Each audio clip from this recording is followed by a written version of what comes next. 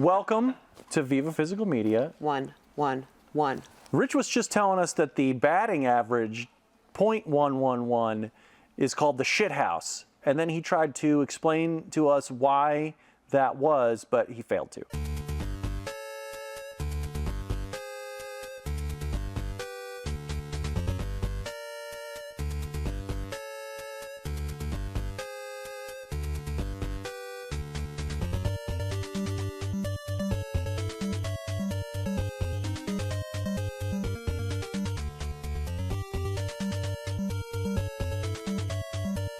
So is it bad?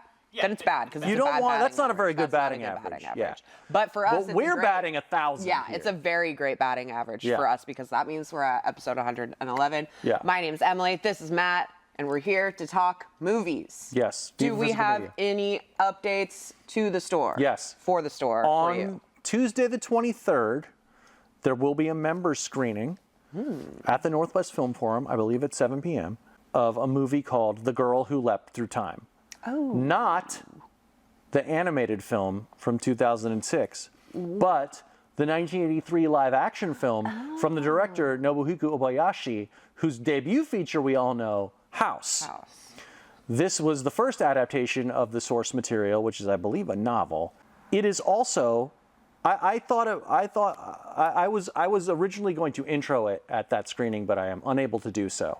However, I was provided with a screener of it. And the reason I need to be provided with a screener of it is because not only is it unstreamable, but Scarecrow does not have a copy of it. So if you are a Scarecrow member and you want to see this pretty cool movie that I really enjoyed. I feel like the Beacon played it at one point, but I think they played like it kind of recently. Thing. Yeah. So if you missed that. It's pretty cool. I really enjoyed it. I haven't seen a ton of Obayashi stuff, but this one was very good of the ones that I've seen. And like, you can't rent it here. It is unstreamable. So become a member and you can get in to see that movie free. Once in a lifetime, baby. On September the 23rd at 7 p.m. at Northwest Film Forum. So make sure you check that out because it was really cool. Yes, that's true. Other updates, you may or may not experience a little break in the scheduling from us. We have end of summer shenanigans, aka me and Rich are going to Fantastic Fest, and we will report back. We'll have a nice update for you after that. So there may be a week break or so. Or maybe not. We'll see what we scrape together, but don't worry, we'll be back, obviously. So, you want to get into it? Yeah, I think let's get into it. Cool. When you rent videos during the week, you have 5 more nights to catch up on all the movies you might have missed. Isn't that a nice reward for working like a dog? I will be talking about 2022's Return to Seoul.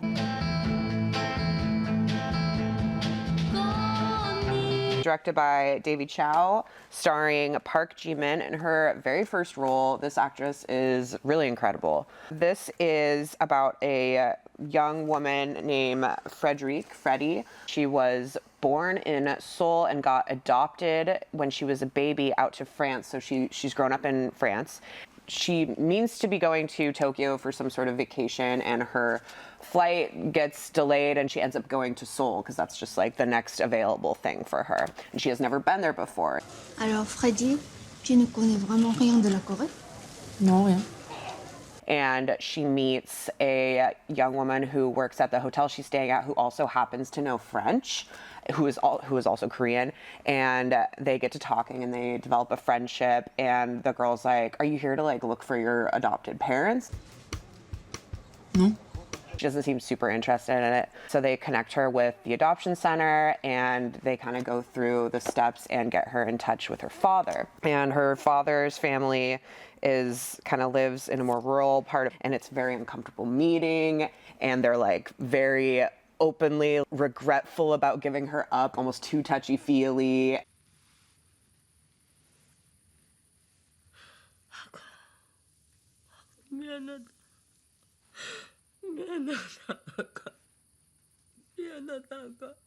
The cultural differences are very, very stark. And she keeps being like, I am French. I'm not Korean.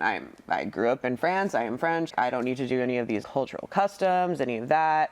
And I don't really want a relationship with you guys. And it's just, there's kind of a identity divide. And she is not able to get a hold of her mother. I guess the adoption agency, I don't know if this is probably a real thing because the movie's pretty realistic, but in this particular adoption agency, you can reach out only 3 times. And if the parent doesn't respond, you're not allowed to reach out again. So this movie kind of just follows Freddie through, I think it's a period of 8 years as she kind of grapples with her French identity and her Korean identity. She still wants to like know her mother and she still wants that connection, but she also has this independence and freedom that is making her be like, I don't need to be Korean if I don't want to. And so it's kind of just it's a movie about this one woman's point in her life where she is kind of finding herself and what culture she relates to and who her family really is. And it's really gorgeously filmed. It's very stylized. There's a couple really cool dance scenes, but there's a really cool dance scene where she's at this restaurant and she's basically telling her friend that her mom doesn't want to see her anymore and she doesn't want to deal with her dad, and she like rejects this guy who says he's in love with her, and then she goes up to the DJ and she like tells him to put on a song, and then she just dances for like 5 minutes straight, and it's really cool.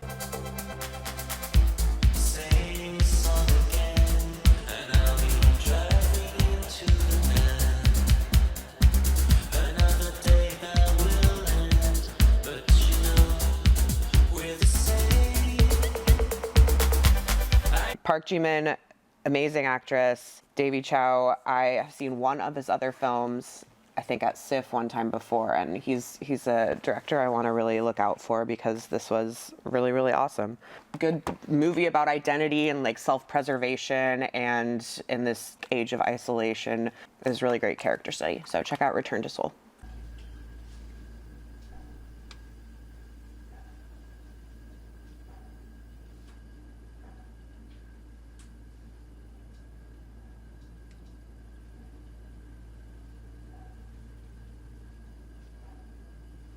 I picked something way more fun this week than I did last time. Oh yeah. I picked this Australian cop movie called Scobie Malone. Scobie. Scobie Malone, Scobie Malone. It's from 1979, I think. I forget. And it stars Jack Thompson, who is a very famous Australian actor, and he plays the lead character, Scobie Malone. He's an Australian detective. Somebody doing the tenor? Female. Ambulance? Too late. Where is she? Follow me. And he's solving a murder. Good. Now, the best thing about this movie is, like, so from what I can glean, it's based on a series of novels. The novels are more straightforward, sort of noirish detective stories. Okay. But Scobie Malone here, this is a movie about a guy who's a cop most of the time, but then when he's not on duty, he lives in a swingers pad in an apartment complex full of sexy topless chicks. Yeah, he and does. he's getting it on with all of them all the time. Hell yeah. Beats working in a stuffy office. And in fact, this movie starts with him. First of all, there's this amazing opening sequence in this movie over the opening credits where it's like they're playing the theme song called Scobie Malone. I was gonna say, is it like a name theme the song? theme song is Scobie Malone. He's driving his car. It's a big, long helicopter shot while he's driving on the highway. The helicopter goes, like, it gets real close to the car, and Scobie Malone's driving the car. Scobie Malone. And he goes, you know, he like Yes, looks at love the that, camera. love it. You know, it's great. Scobie. Scobie's doing good. And he goes back to his bachelor pad, and there's already a girl there waiting for him. And he's like, hey, darling, it's me, Scobie, I'm home. In here, darling.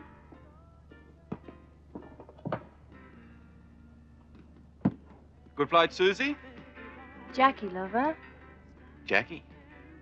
It's like there's so many chicks floating through his apartment, and he doesn't remember who they are, and they don't seem all that perturbed by it either. It's a good time for all. It's a good time for all. Anyway, Scobie Malone gets caught up in this murder mystery. This woman named Helga Suddenly you're caught in Helga's web. is found murdered, and she's embroiled in this big conspiracy because she was like blackmailing politicians and prominent people in Australia and society. Really, Helga, this game's gone far enough. The game stops at 20,000. 20,000. And what Scobie doesn't immediately remember was that he was banging her too. Scobie. That's our Scobie. And That's our Scobie. He barely remembers it, but there's a really funny part towards the beginning of the movie after he's like been assigned the case, where he's like, he goes to bed with another one of his girlfriends. He wakes up in the morning and she's like, "Why were you saying that girl's phone number in your sleep?" How would you like it if I went on about some guy's equipment and phone number all night? Did I? Who the hell is Helga? Helga? Who's Helga? My name's not Helga. And he's like, "Oh, baby, don't worry. Wait, what do you mean I was saying her phone number in my sleep? I knew I needed to find out her phone number, but I couldn't remember it." Well, what is it? Oh my God. It's crazy, man. Scope. This is a lot of fun. It's very silly, but also kind of a little bit bleak, a little bit more like serious than it presents. But it's not like particularly violent or exploitative. It's kind of like if you crossed a really serious episode of T.J. Hooker with an Oslo sex comedy. Because that does sound fun. There's just so many topless girls in this. Way more than I expected. When you said that, I opened it to a bunch of topless women. He's not kidding, folks.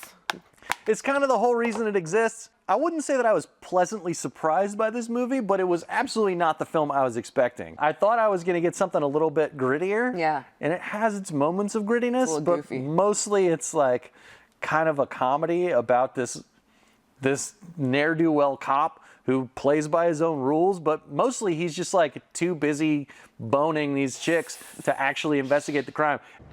Is it too much to ask what you'll be doing? Don't worry about me. I'll be busy. Although, here's the thing. He does go through all of it. He solves the mystery. He does his job. And it ends up being like this really cynical ending where like he gets put on suspension for insubordination because he figures out like what happened, but they're all like, "Well, we're just going to sweep this under the rug anyway." And he's like, "Fine, whatever, I don't care." At the very end of the movie, I'm going to spoil it. He gets put on suspension for uncovering all this stuff, and then like one of the muckety mucks calls him and is like, "Look, mate, we're sorry we suspended you. Come on back onto the police force." And he's like, "Nah, I'm gonna sit here on my bachelor pad banging these chicks for 90 days. I'll see you later." Nice. Hang up. The end. Take that vacation, Scobes. Take that. Yeah, Scobie Malone knows where his bread is buttered, and his bread is frequently buttered. If you want to see something completely unusual, I have never seen an Australian cop sex comedy mystery before. This is one of them. Scobie Malone. Check out Scobie Malone. They're probably selling tickets for the policeman's ball. The policemen have balls. Well, we do have quite a few ladies in the force as well, ma'am. Oh, Now for the opposite of Scobie Malone. this is gonna be a toughie. This was a hard sit. It wasn't. We've definitely. I mean, we could say we've seen the worst. Yeah, we've seen worse movies. Where the dead go to die. That's true. It wasn't that bad. Not even this close. wasn't that bad. Not even close at all. This is called Bailey's Billions. I always give it all away and never keep anything for myself. S is the $. And this is from 2005, directed by David Devine. Maybe Divine. Who did a bunch of kids' movies about artists and composers. And it has a pretty good cast. Laurie Holden, Yeah. Jennifer Tilly, Tim Curry. John Lovitz is the voice of the dog. The food is crap. But it starts off by introducing us to a mother and daughter. Laurie Holden. Yeah, and her daughter, and they have locked themselves in a testing facility for animals as a protest. The standoff is heating up. In fact, police are now holding back the activists. Meanwhile, Marjorie Maggs, the woman now known as the Monkey Lady, is marking the end of her third day locked away with the monkeys and other animals inside the testing lab. She wins. They're like, okay, we won't test anymore. And then CPS, called CFS. This is in Canada. It takes place. It's extremely Canadian. I'm from the HCS. HCS what? Hamilton Children's Services. We're taking Samantha into protective custody. Oh, excuse me? Now, you've been deemed by the courts to be an unfit monkey. But only temporarily, because 2 years later, they're together, and she now works at ARF. Animal Rights and Research Foundation. You do animal adoptions there? Yes, sir. We handle the adoption of stray dogs. And the woman who ran the foundation, this very wealthy philanthropist, passed away, and there's about to be the reading of the will. If you're sitting there watching the screen, That means I must be dead. We know that, you evil cow. And here are the people that come to that will reading. Right. It's our main character with his dog Bailey. What am I gonna do? Why'd you have to leave me? And Jennifer Tilly and Tim Curry. They're a couple. They're a couple. And what's Tim- their connection to it? Tim Curry is her nephew. Right. And Jennifer Tilly is just the gold digging wife. We love to see it. She looks amazing in this. Incredible.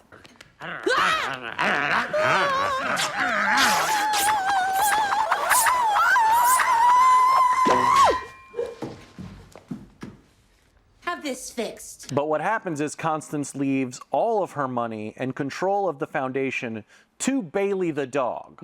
Woman is a barking lunatic. And gives a little bit of money to this nice maid and like butler guy. Yes. And leaves Tim Curry and Jennifer Tilly in charge of ARF. Right. Even though they were expecting cold hard cash. And our main guy is important because he is the only person who speaks doggish. Behaviorist. You're the only one who can truly understand and speak with Bailey, read his mind. To you, I entrust the guardianship of Bailey. Doggish, something that he made up. Right. But so Bailey talks with the voice of John Lovitz, and Moves its mouth. it's a mouth-moving dog mover. movie. You're like a hippie dog. You want to take a ride in my rolls? And like, really, John Lovitz doesn't. It could have been anyone, really, because the thing about it is there's not much dog stuff. There's in this not a lot of movie. dog it's stuff. Mostly just the pernicious shenanigans of all the stupid people. Yeah, it's a very formulaic plot where Jennifer Tilly and Tim Curry, they're our villains. They're taking over this company, and they want to get the money from Bailey. And their plan is to start a puppy mill. I wish you didn't call it that, Dolores. It's so demeaning. I prefer to think of it as a money mill. They have this puppy mill that they are putting puppies in boxes and shipping them. And it's this weird factory like set locate like It's very weird. it looks kind of cool. It looks like they're manufacturing puppies. There's like steam coming out and Yeah, puppies on it's like very silly. conveyor belts and stuff. And there's this creepy guy who's down there who loves opera. I love the smell of puppies.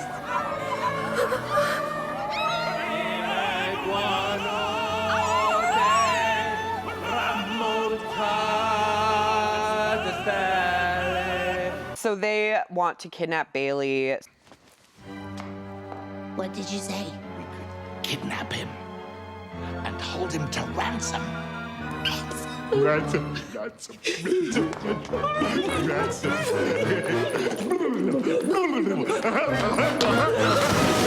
How does it work? Like, okay, you leave the dog control, like power of attorney over your giant nonprofit organization. Like, what happens?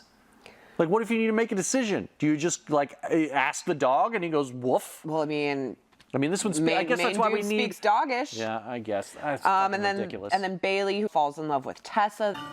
Oh my.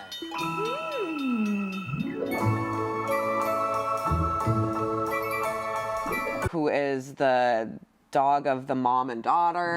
Yes. So of course there has to be a dog romance. There isn't, but here's the thing. There's a dog romance and a people romance and not a single spaghetti dinner. Yeah, they're really, a spaghetti dinner would really fit easily. It's what you need in a situation like this. Please run the, the clip. Yeah, this movie kind of sucks. It was really boring.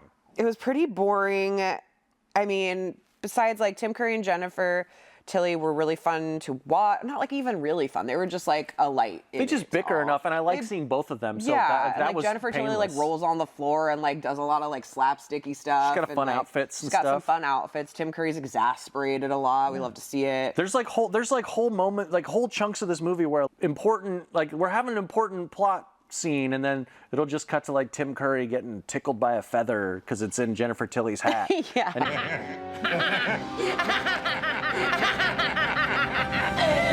You're like, I'm watching this for like 30 seconds. You're like, okay.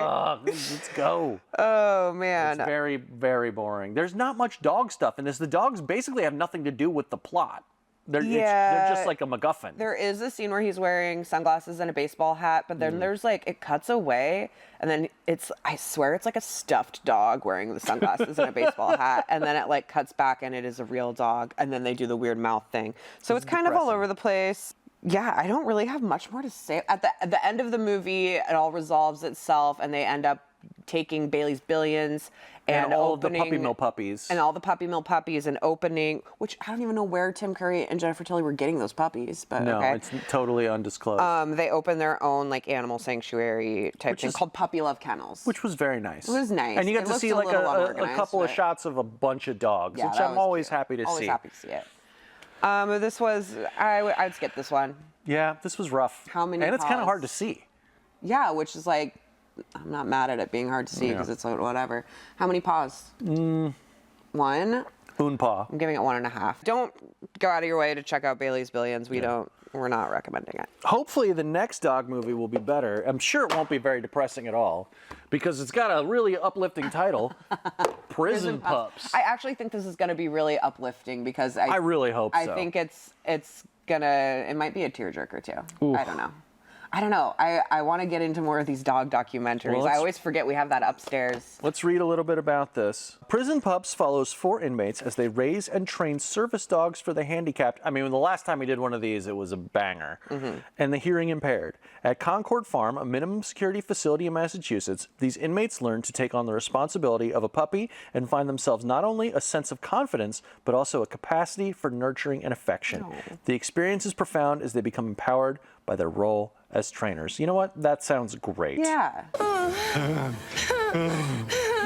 All right, everyone. That was episode 111. That was amazing. You can I think we did fucking great. believe it. I think we did great too. Good job. And I love doing the show. I love being here with all you fine people. Yeah, me too. Just the 3 of us, really. But all of you out there in the interweb, we love you. Send us some emails. Send us an email, viva at Scarecrow.com. And send us some real mail, some snail mail, if you will. Send us just some cold hard cash. Send us pictures of your pets. Gifts. Tell us what you're watching. Tell us what your pets are watching. Yeah. Tell us it's going to be close gonna be to scary October, time so soon. tell us your plan. Give us all your plans. Visit the store or rent by mail. Donate to Scarecrow. Become a member. Take advantage of that 2-for-1 Sunday. Yeah. That's crazy. Very sick. And yeah, until next time, Viva Physical Media. Damn the double nickel. Goodbye.